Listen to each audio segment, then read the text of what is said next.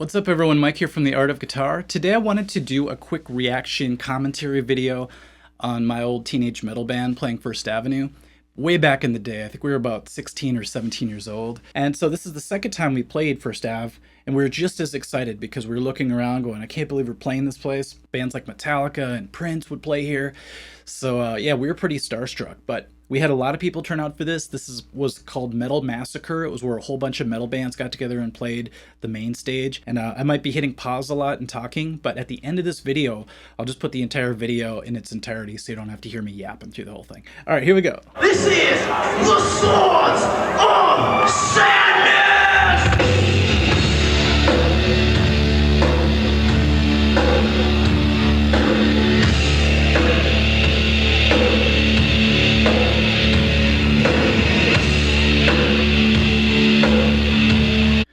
So that's me on the right adjusting my wireless system. I had a pretty cheap one. I think it was being held together by duct tape, so I was probably making sure it was still holding together. But this was our only song in drop D back then, so I brought an extra guitar just for this purpose, for this song.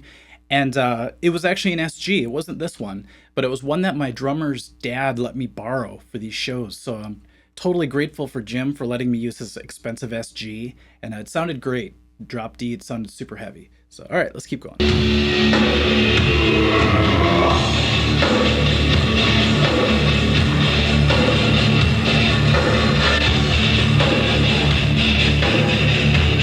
We were so happy that there was a mosh pit starting up. That's always a sign of success for a metal band.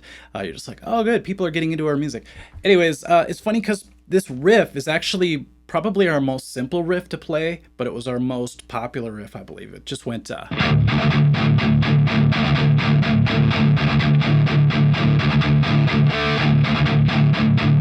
it just has that undeniable kind of groove to it, and you can see it's starting to get the mosh pit happening, and then we changed the tempo and we speed things up here.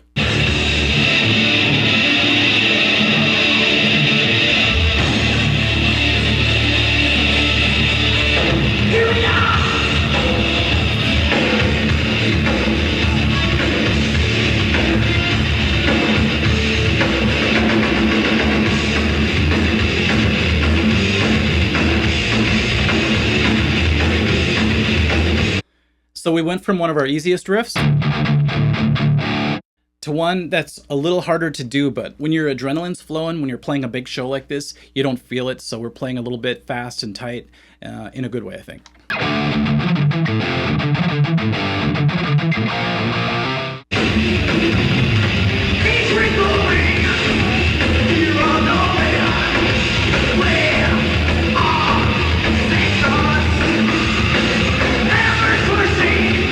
Every time we play this part of the song, Al, the singer, would say, "We are Sanctus," and all of a sudden we heard a scream one time. And it's actually the bass player's mom, I believe, screaming. And it became sort of this tradition every time we played this song. After he said that, we would hear a scream. And so I was listening for it here, and I swear it's either my brain convincing me that I hear it, or she's actually screaming her lungs out here because she's in such a big building that you could still hear it. It's pretty insane. Let's see if it's actually there.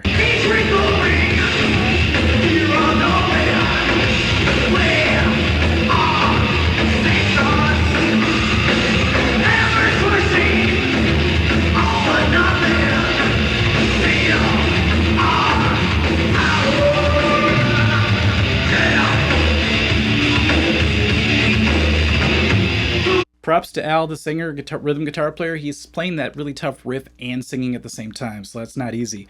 This next riff is I always thought it sounded kind of like Harvester of Sorrow, but...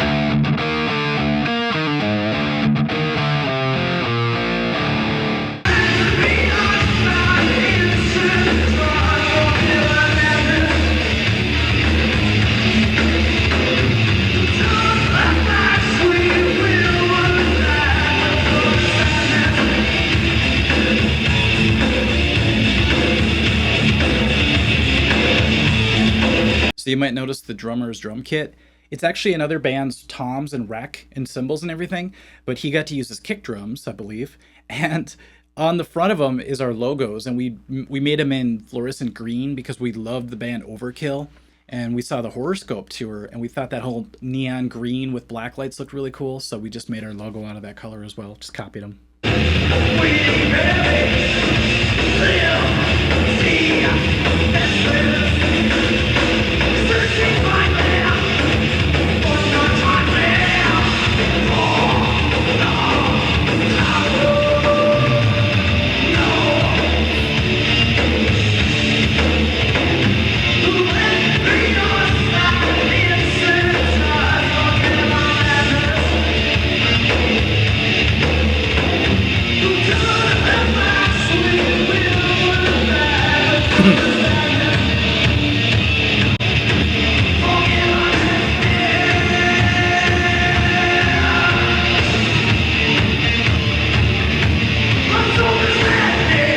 Corey, the bass player, had the best headbang. He would do the 360 spinning hair thing, and he just looked really cool. So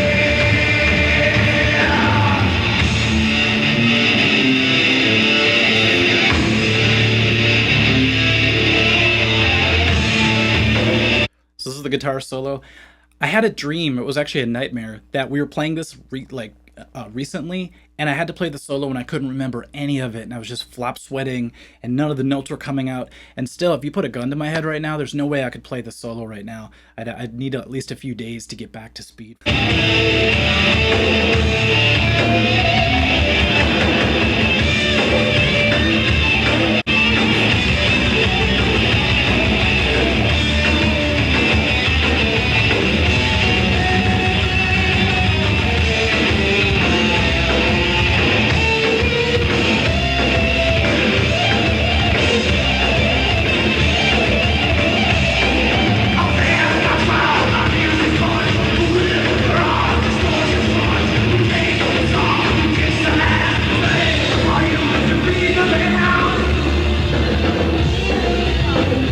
So Tony panned away and he's walking through the crowd. He's trying to get closer to the stage, but he pulled away right as we were doing a dueling guitar solo. So I kind of wish that was on film, but it's a cool part.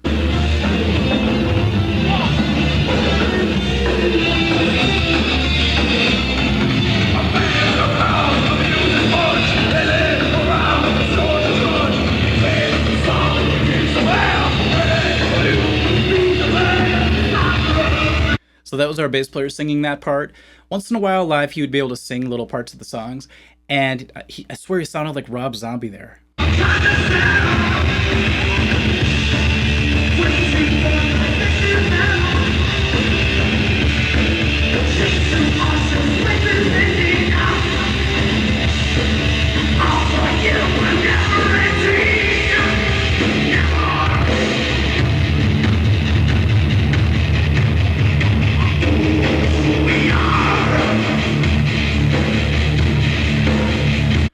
So my videos about the riffs that give you the biggest chills, that's one of them. I'm gonna have to put that in my next video because I just remembered, you know, when it's going fast and we stop and it goes back to that chugging beat, it always just gives me that rush of adrenaline. So it did right there.